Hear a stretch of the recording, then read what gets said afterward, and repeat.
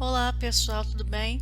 Hoje nós vamos corrigir os exercícios do capítulo 10 da parte da apostila Biologia 2, que tem ali como tema o reino protista, né, em suas características gerais, onde engloba ali os protozoários e as algas. Então vamos lá corrigir. Exercícios conceituais. Número 1. Analise as seguintes descrições dos organismos unicelulares pertencentes ao reino protista. Então, tem 3 descrições aqui e precisamos colocar, né, de acordo com as algas aqui, respectivamente, aqui embaixo. Então, vamos lá. 1. Algas cujos flagelos, um longo e outro curto, são localizados no polo anterior da célula, em uma depressão que recebe o nome de reservatório. Então, coloquei aqui uma foto para vocês lembrarem que alga é essa. Então, aqui ó, tem uma alga unicelular, tem um reservatóriozinho aqui, da onde sai o seu flagelo, um longo e outro curto, tá? Aqui nós vemos o núcleo da célula, aquele vacúolo contrátil que expulsa o excesso de água de dentro da célula, né? Tem algumas organelas como a mitocôndria, complexo de Golgi, etc. Então, essa organela aqui, essa alga aqui, ela é justamente a euglenófita, né? Deixa eu pegar a caneta aqui para poder marcar. Tá aqui, ó, a euglenófita, ok? 2. Micro-organismos dotados de uma carapaça protetora formada de sílica, que geralmente se reproduzem por cisciparidade. Então, eu também coloquei uma foto aqui, ó, carapaça de sílica, né, que é bem dura. Então, essas são as diatomáceas. E os seres dotados de 2 flagelos, geralmente marinhos, com coloração esverdeada ou parda, em alguns casos são capazes de realizar o fenômeno conhecido como bioluminescência, que são as pirrófitas, tá? E aqui eu também coloquei uma foto, né? Então aqui você vê um de cada lado, né, o seu flagelo. E essa daqui geralmente é aquela responsável pelo fenômeno também de maré vermelha. Tá? Então, já coloquei aqui todas elas descritas, né, na letra C, que é a resposta. Coloquei a foto aqui que é para facilitar a visualização da descrição que está aqui ao lado, ok? Questão 2. Analise a alternativa correta quanto aos protozoários. Os protozoários de água doce possuem vacúolos pulsáteis ou contráteis que permite a digestão por meio de plasmocitose? Não, o seu vacúolo pulsátil ou contrátil, qual é a função dele, principalmente no protozoário de água doce, né? É fazer o equilíbrio osmótico, expulsar o excesso de água de dentro dele para que ele não possa inchar até estourar, né? E assim acabar morrendo. Então, essa é a função desse vacúolo aqui. Letra B. As amebas são protozoários do filo Sarcodina e se movimentam por meio de cílios? Não, né? Elas se movimentam por meio de pseudópodes, que são aqueles falsos pés, né? Letra C. Os protozoários são unicelulares, eucariontes e heterotróficos.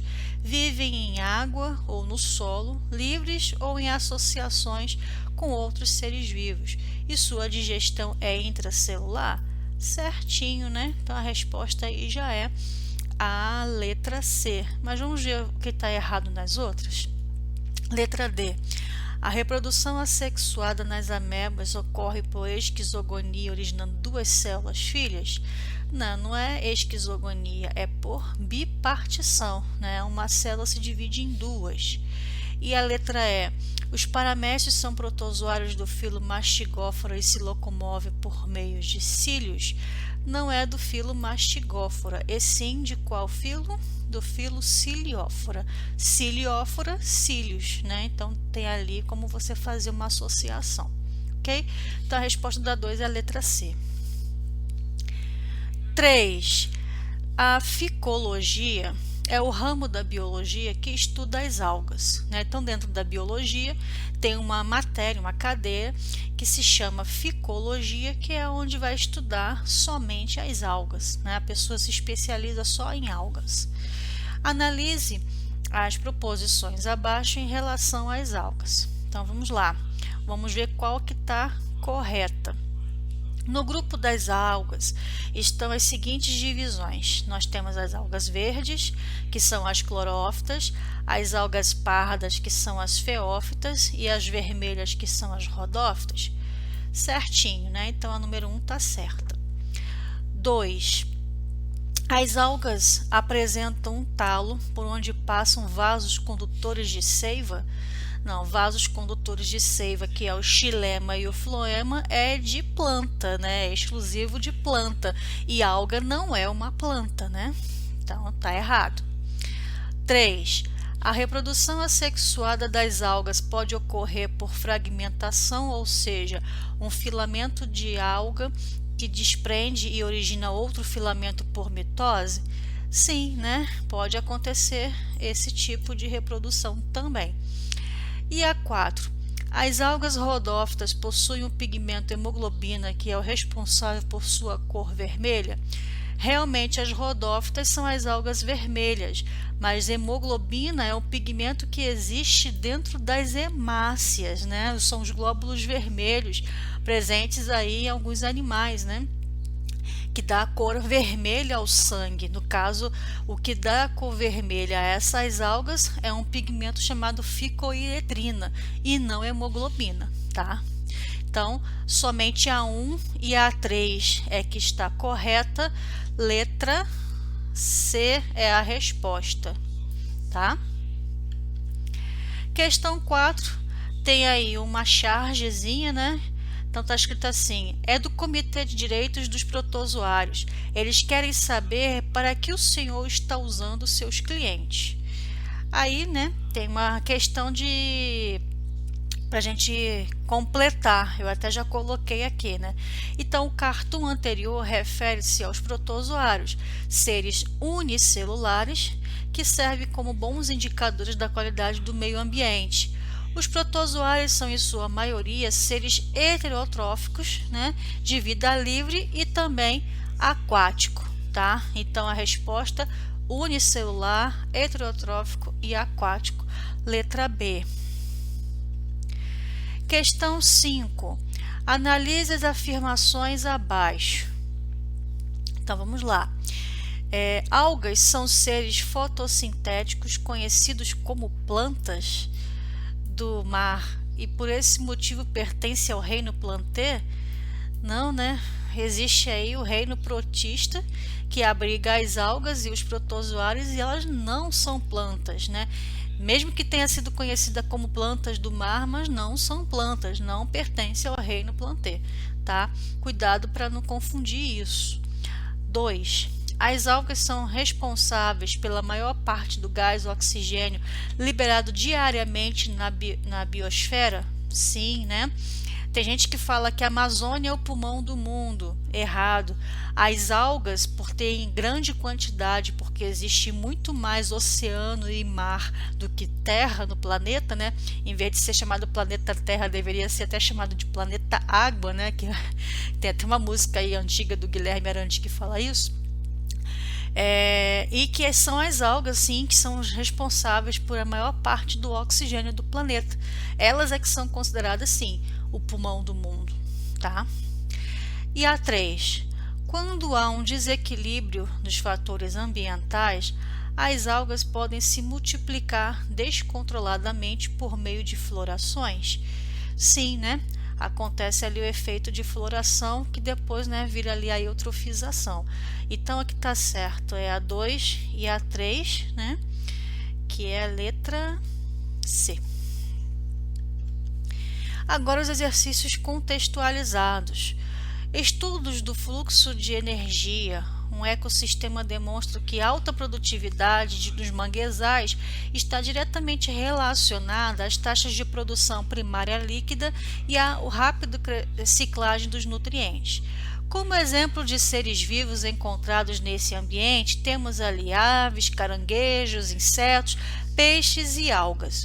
Dos grupos dos seres citados, os que contribuem diretamente para a manutenção dessa produtividade do referido ecossistema é quem, né? São as algas, porque desses os que fazem fotossíntese são elas, né? Nenhum outro aqui faz fotossíntese a não ser ela. Então, ela que é diretamente que vai contribuir, né, para esse manutenção aí, né, do ecossistema devido ali, né, à fotossíntese que elas realizam. Observe a figura abaixo. Aí tem ali, né, dois protozoários ciliados, né? Então, os ciliados são protistas que apresentam reprodução assexuada por divisão binária e sexuada pelo processo de conjugação. Durante o processo de conjugação, não existe divisão e os protozoários pareiam seus cistóstomas e trocam os micronúcleos, além de apresentarem dimorfismo nuclear com o macro e micronúcleo. Outra característica importante dos ciliados é a presença de uma ultraestrutura esquelética abaixo na membrana. É o que a gente visualiza aqui nessa foto, né, nesse desenho aqui do lado. Então, aqui eu tenho o macronúcleo, que é esse grandão, eu tenho o micronúcleo, que é esse daqui, aqui eu tenho o citóstoma, que é quando ele vai pegar o micronúcleo e compartilhar com esse outro protozoário aqui do lado, que os dois são ciliados, tá? Então, eles estão fazendo uma reprodução do tipo sexuada, eles estão trocando ali material genético, não é por meio de conjugação, tá? Então, a chamada aí continuação, né? A infraciliatura está organizada apresentando elementos rígidos, orientados transversalmente, e o padrão de disposição desses elementos impede a divisão dos ciliados no plano longitudinal. Com base nas informações do texto, é correto afirmar que a figura, né, anterior está apresentando o quê? Né? Dois ciliados em reprodução sexuada. De que tipo, né?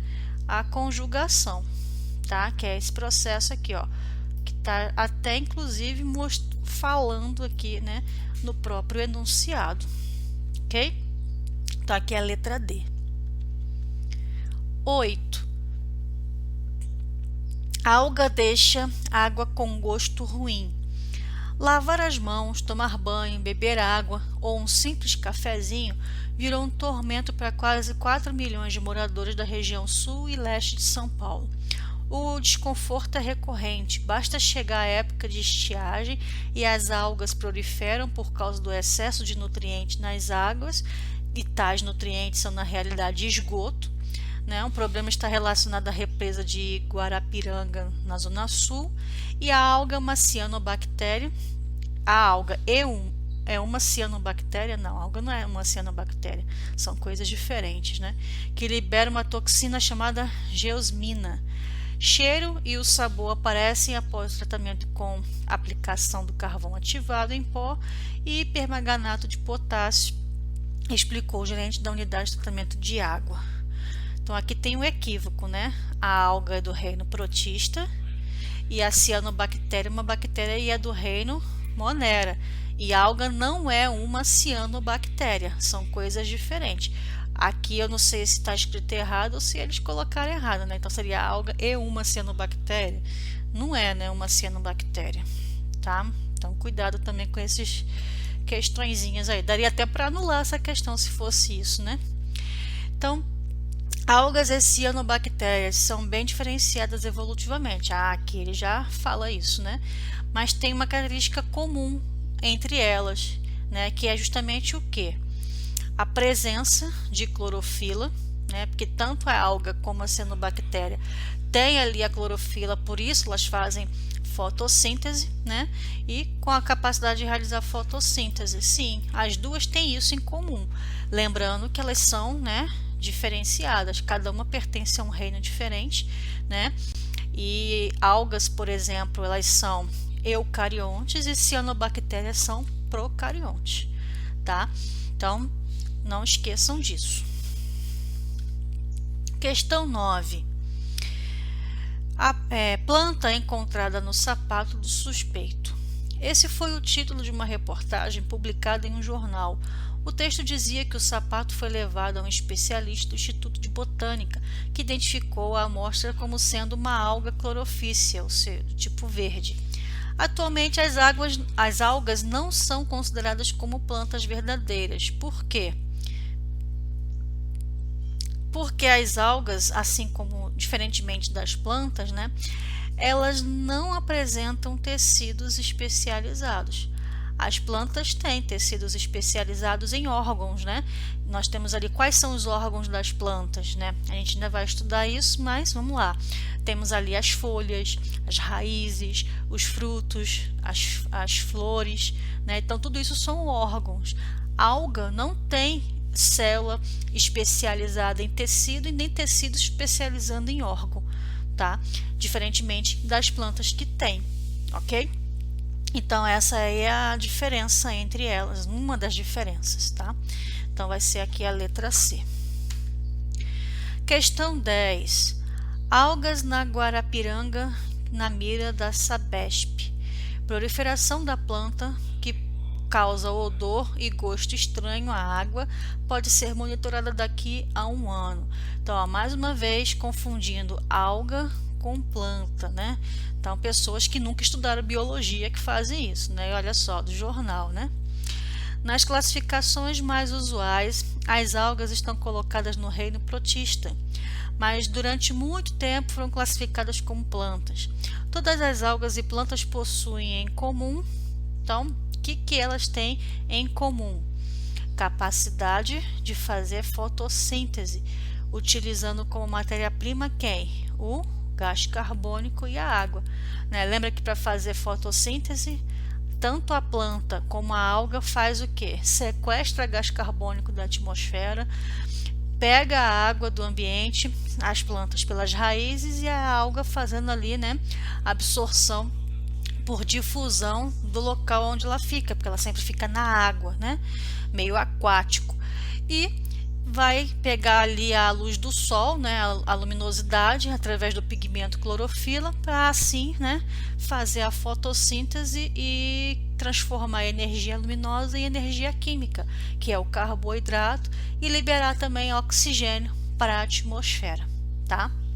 Isso é o que elas têm em comum. Por isso que muita gente ainda confunde, né, alga com planta e vice-versa. Questão 11. O filoprotozoa é dividido em 4 classes: Sarcodínia, Mastigófora, Esporozoa e Ciliófora. As características consideradas para tal classificação é o que? É justamente a estrutura de locomoção, né? Então ali, Ciliófora é por cílios, né?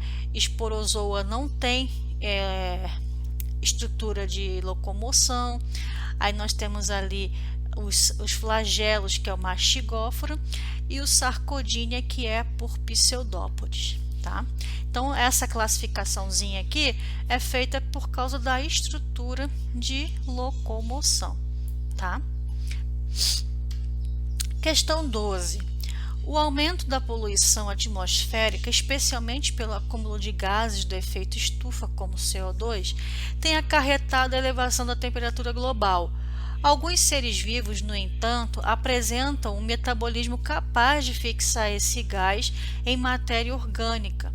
Em condições ideais, o grupo de organismos com maior capacidade de fixar CO2 é o fitoplâncton, né? Que é uma parte ali do plâncton que vive ali no mar, que ele é uma alga unicelular. Então temos ali os fitoplânctons, né, que são responsáveis por fazer bastante fotossíntese, né, e liberar aí oxigênio para a atmosfera, considerados aí o pulmão do mundo. E por consequência eles captam, né, sequestram bastante CO2, né, ajudando até ao equilíbrio da temperatura do planeta, né, por causa de que o CO2 ele em grande quantidade ele causa o efeito estufa. E quando o fitoplâncton ele sequestra esse CO2, ele mantém ali um certo equilíbrio. É claro que ele não vai fazer milagre, né? O ser humano ali emitindo gases poluentes para a atmosfera o tempo todo, ele limpa um pouco a poluição atmosférica, mas coitado, ele não faz milagre, tá? Mas o responsável por fazer esse processo é o fitoplâncton, que é uma alga unicelular. Questão 13. Em protozoários de vida livre, como na ameba, proteus, existe o vacúolo contrátil, ou também conhecido, né, como vacúolo pulsátil, cuja função é o quê? É justamente a eliminação do excesso de água, né? Então, isso aqui você encontra bastante em protozoários de água doce, né? Que ele vai fazer ali o equilíbrio osmótico, justamente, né? Regulando ali, eliminando esse excesso de água, como a gente já falou em algumas questões anteriores, porque senão ele vai encher de água e vai acabar estourando, né? Explodindo, aí ele morre, tá? Então, para evitar isso, ele elimina esse excesso de água através do seu vacúolo contrátil ou pulsátil. Questão número 14. A energia solar é fundamental no processo de fotossíntese. Cerca de 90% do oxigênio gerado no planeta Terra é oriundo da fotossíntese, né? Realizada por quem? Né? Quais desses elementos aqui, ó? Angiosperma é um tipo de plantas que são, né, produtoras de flores e frutos. Né? Aí tem as angiospermas, que são consideradas monocotiledôneas e dicotiledôneas. São uma classificaçãozinha em relação aos folhetos embrionários que elas possuem ali nas folhas. Mas angiosperma são as plantas, né? Principalmente as árvores frutíferas. Né? As gimnospermas são as samambaias, né? As cavalinhas e também as gimnosperma são aquelas que são árvores também, como os pinheiros, por exemplo. As pteridófitos que são, né, as plantas como samambaias, né, cavalinhas e avencas. E temos também as briófitas, que são os musgos. Tá? Mas aqui se está falando da angiosperma e gimnosperma. E tem o fitoplâncton e as arqueobactérias. Todos esses fazem fotossíntese, tá? As plantas fazem fotossíntese, a gente sabe muito bem. As arqueobactérias também, algumas fazem, mas principalmente as cianobactérias é que vão fazer mais. Mas desses aqui, aqueles que são responsáveis por fazer a maior parte da fotossíntese, ou seja, que são responsáveis por produzir ali 90% do oxigênio, né, atmosféricos, são os fitoplânctons, né? Eles sim é que são, lembra que eu falei, considerados o pulmão do mundo, vamos dizer assim, né? Então, os fitoplânctons, algas microscópicas encontradas na camada superficial das águas, dos mares e dos lagos. Esses são sim, né, os responsáveis por produzir toda a maior parte, né, na verdade, do oxigênio do nosso planeta, tá? Então, letra D, resposta aí da número 14. A número 15 é uma questão discursiva, então vamos lá. Alguns protistas e algumas células eucarióticas apresentam na superfície externa cílios ou flagelos, e que desempenham importantes funções para o seu deslocamento. Considere os seguintes protozoários e células eucarióticas. Aí tem o paramécio, a euglena, um tripanossoma e um espermatozoide. Aí ele pergunta quais desses aqui, né, apresentam cílios e quais desses apresentam flagelos, né? Então, cílios é somente o paramécio, tá? Que é um protozoário ciliado. E flagelo vão ser todos os outros, a euglena, o tripanossoma e o espermatozoide, tá? Então essa é a divisãozinha aí, anotem na apostila de vocês ou no caderno. E a letra B pergunta, né? A ameba não apresenta cílios ou flagelos, como esse organismo unicelular se desloca através da emissão dos seus pseudópodes. Aí até coloquei aqui uma imagem, né, para vocês verem essa projeção dos seus pseudópodes, que é conhecido como falsos pés, projeção da membrana plasmática. Então ele se estica todinho e conforme ele vai se esticando, ele vai se locomovendo, tá? Então é assim que esses protozoários, né, no caso das amebas, fazem a sua locomoção. E agora os exercícios de aprofundamento, aí tem essa aí 16, né, que é para completar. Eu até já coloquei a resposta aí, então eu vou só ler o parágrafo inteiro seguindo a sequência. Então o sushi é um prato típico da culinária japonesa e no seu preparo certas espécies de algas são usadas, como é o caso da nori, que é a porfira. Por ser rico em vitamina C, esse organismo auxilia no combate à doença carencial denominada escorbuto. A gente ainda vai estudar aí as vitaminas, mas já fica ligado que uma doença chamada escorbuto, ela é ocasionada pela falta de vitamina C.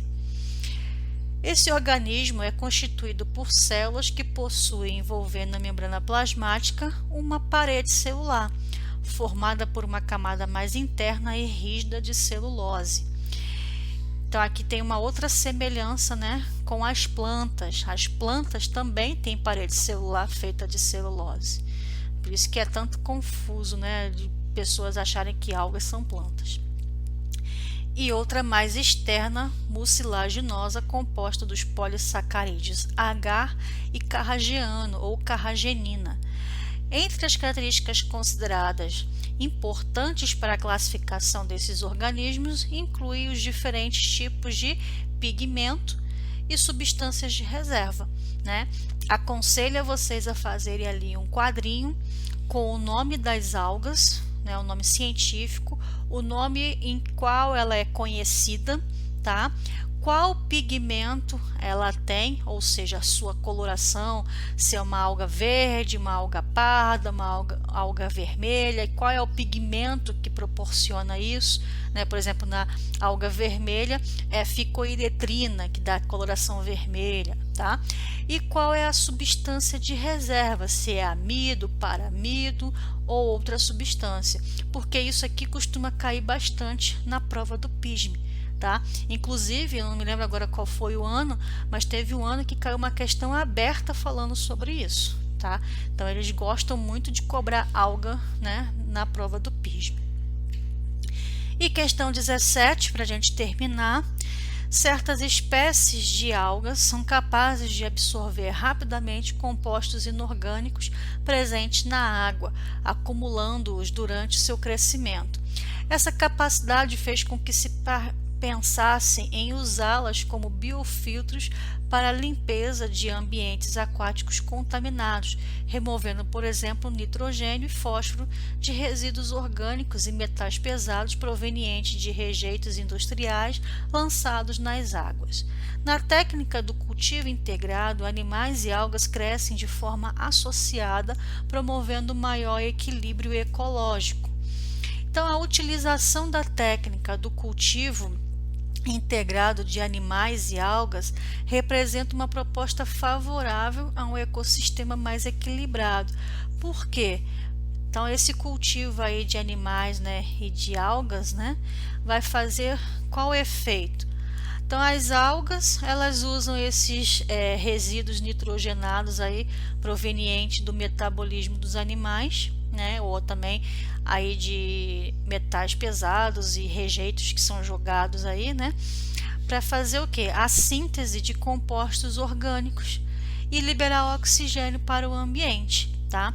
Então, isso aqui é muito utilizado, principalmente ali, ó, no ciclo do nitrogênio, né, onde vai ser utilizado ali também os nitrogênios, né, para poder justamente transformar ali e fazer ali a síntese de compostos orgânicos. Então, vai pegar matéria inorgânica e transformar ela em matéria orgânica para benefício ali, né, não só da alga, mas também de algum animal que se alimentar dessa alga e assim por diante, ok? Então, a resposta aí da 17 vai ser a letra D de dado. Então, ficamos por aqui. Se ficou alguma dúvida, mande uma mensagem e até o próximo assunto. Então, tchau, tchau.